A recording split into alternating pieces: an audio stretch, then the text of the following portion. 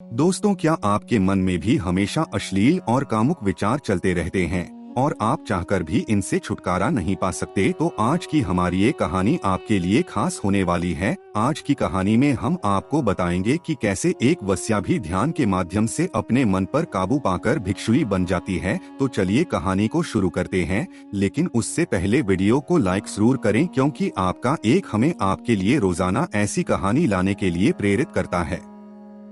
दोस्तों, गौतमा बुद्धा के समय में वैशाली राज्य में एक प्रसिद्ध गणिका रहती थी जिसका नाम आम्रपाली था। वो बहुत सुंदर थी और उसे नगर वधु घोषित किया गया था, यानी पूरे शहर की पत्नी आम्रपाली इतनी सुंदर थी कि उसके महल के द्वार पर सदा सोने के रथ खड़े रहते थे। यहाँ तक कि महान राजाओं को भी उससे मिलने के लिए इंतजार करना पड़ता था। वो केवल एक थी, लेकिन वो इतनी अमीर हो गई थी कि वो राज्य खरीद सकती थी। आम्रपाली का शरीर जितना सुंदर था, उससे कई ज्यादा सुंदर उसकी आत्मा थी। वो सच्चे प्यार के लिए तरसती थी, क्योंकि आम्रपाली खुद से वस्या नहीं बनी थी। उसे जबरदस्ती राजा ने वस्या बनाया था। आम्रपाली अपने ग्राहकों को बहुत प्यार करने का दिखावा करती थी, क्योंकि उसे इसके लिए भुगतान किया जाता था। लेकिन अंदर वो बहुत नफरत करती थी। वास्तव में उसका इस्तेमाल एक भोग की वस्तु के रूप में किया जाता था। एक इंसान के रूप में उसका सम्मान नहीं करते थे। एक दिन आम्रपाली अपने महल की बालकनी पर खड़ी थी कि अचानक उसने अपने महल के सामने से एक युवा बुद्ध भिक्षु को गुजरते हुए देखा, जिसके पास कुछ भी नहीं था सिवाय एक भिक्षा पात्र के। लेकिन उसके पास जबरदस्त जागरूकता थी और लोगों खुद की ओर आकर्षित करने की अद्भुत शक्ति थी। जब युवा बुद्धा भिक्षु ने ऊपर की तरफ देखा तो आम्रपाली उसे देख रही थी। युवा भिक्षु ने आम्रपाली की ओर देखते हुए बेहद सम्मान भाव के साथ आम्रपाली को प्रणाम किया। आम्रपाली एक टक उस युवा बुद्धा भिक्षु को देखती रही और पहली बार आम्रपाली के हृदय में प्रेम का उदय हुआ था, क्योंकि पहली बार किसी ने आम्रपाली को सम्मान की नजरों से देखा था। किसी ने पहले उसे इंसान होने का एहसास दिलाया था। आम्रपाली तुरंत सीढ़ियों से नीचे उतरी और बाहर आकर उस युवा बुद्धा भिक्षु के पैर छुए और कहा, बुद्धा, कृपया आज के दिन आप मेरे मेहमान बने और मेरे महल में चलकर भोजन स्वीकार करें। आगे आम्रपाली ने कहा, कृपया मेरे निमंत्रण को ना कहे, क्योंकि पहली बार मैंने किसी को निमंत्रण दिया है। मुझे हजारों बार राजाओं और सम्राटों द्वारा आमंत्रित किया गया, लेकिन मैंने कभी किसी को आमंत्रित नहीं किया है। मेरा पहला निमंत्रण है। बौद्ध भिक्षु ने सम्मानपूर्वक आम्रपाली का निमंत्रण स्वीकार करते हुए भोजन ग्रहण किया। भोजन देने के बाद आम्रपाली ने कहा, बौद्ध, आज से 3 दिनों के बाद बारिश का मौसम शुरू होने वाला है, जो कि अगले 4 महीनों तक रहेगा, और मैं आपको अपने घर में 4 महीने रहने के लिए आमंत्रित करती हूँ। आने वाले 4 महीने के लिए ये महल आपका आश्रम होगा। मैं आपको रूप से आश्वस्त करती हूँ कि मैं किसी भी प्रकार से आपके ध्यान की बाधा नहीं बनूंगी, बल्कि मुझसे जितना हो सकेगा आपके ध्यान की सुविधाओं को सुगम बनाने का प्रयास करूंगी। दरअसल बुद्ध भिक्षु साल के 8 महीने गांव-गांव घूमकर बौद्ध धर्म का प्रचार करते हैं और 4 महीने वो एक ही स्थान पर रहते हैं, जहां उन्हें आश्रय मिल जाता है। युवा बुद्ध भिक्षु ने कहा, माफ कीजिएगा देवी, लेकिन इस विषय में मैं स्वयं निर्णय नहीं ले सकता।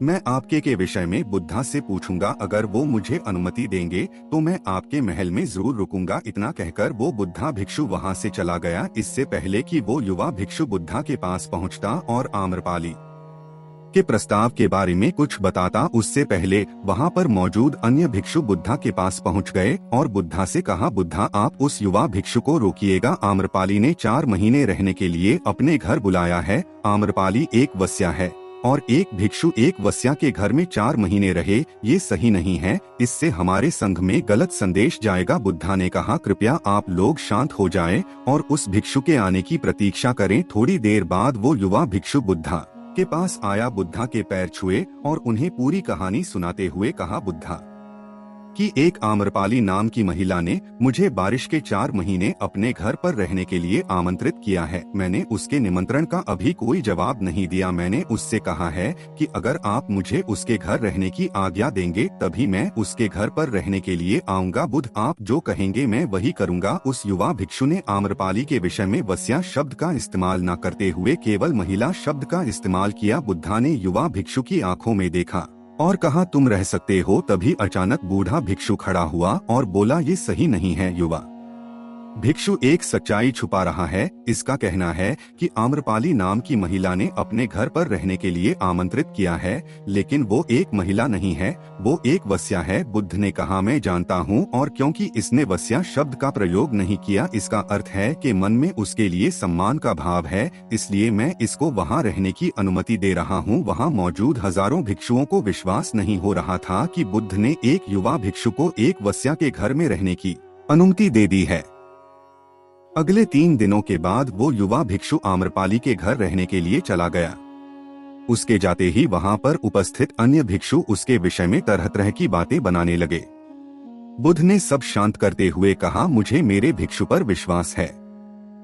मैंने उसकी आंखों में देखा है कि उसके भीतर तनिक भी भोग की इच्छा नहीं थी। अगर उस भिक्षु का ध्यान गहरा है तो वो आम्रपाली के हृदय को परिवर्तित कर देगा, और अगर भिक्षु का ध्यान गहरा नहीं है तो आम्रपाली अपने शारीरिक आकर्षण से भिक्षु को परिवर्तित कर देगी। ये एक प्रश्न है, ध्यान और शारीरिक आकर्षण के मध्य इसका उत्तर 4 माह के बाद मिलेगा। बुद्ध की बात सुनकर वहां उपस्थित भिक्षु ने कहा कि बुद्ध उस युवा भिक्षु पर बहुत अधिक भरोसा करके अनावश्यक जोखिम उठा रहे हैं। वो युवा है और आम्रपाली बहुत सुंदर है। समय प्रारंभ हुआ, वर्षा ऋतु आ गई, 4 माह बीते और युवा भिक्षु वापस आ गया। उसने बुद्ध के पैर छुए और उस युवा भिक्षु के पीछे आम्रपाली भी आई। युवा ने आम्रपाली का बुद्ध से परिचय कराते हुए कहा, ये आम्रपाली है और ये आपसे दीक्षित होना चाहती है। ये एक अनोखी महिला है। ये न केवल सुंदर है बल्कि उनकी आत्मा उतनी ही शुद्ध है जितनी आप कल्पना कर सकते हैं। आम्रपाली ने बुद्ध के पैर छुए और कहा कि मैं पहली बार देखने पर से इस युवा भिक्षु से प्रेम करने लगी थी, इसलिए मैंने इस युवा भिक्षु को अपने सौंदर्य से कई बार आकर्षित करने का प्रयास किया, लेकिन मैं रूप से असफल रही। इसकी बजाय इस युवा भिक्षु ने मुझे ध्यान के प्रति जागरूक किया और ये एहसास कराया कि वास्तविक जीवन भोग नहीं अपितु ध्यान है। इसलिए बुद्धा, मैं अपनी सारी संपत्ति आपके भिक्षु को दान में देना चाहती हूँ और अपना बचा हुआ सारा जीवन ध्यान में बिताना चाहती हूँ। इसके बाद आम्रपाली बुद्धा के शिष्यों में पहली महिला हुई जिन्हें आत्मज्ञान की प्राप्ति हुई। बुद्धा ने पंथ के सभी शिष्यों से कहा, यदि तुम वस्या की संगति से डरते हो तो उस डर का उस वस्या से कोई लेना देना नहीं है, बल्कि तुम्हारे बेसुध मन की उपज है, क्योंकि तुमने अपनी कामुकता को दबा दिया है और कामों को ऊर्जा को दबाया नहीं जा सकता, इसे केवल रूपांतरित किया जा सकता है। तो दोस्तों, देखा ध्यान से कैसे एक वस्या भिक्षु बन गए। अगर आप भी किसी तरह की गलत संगति में फंसे हैं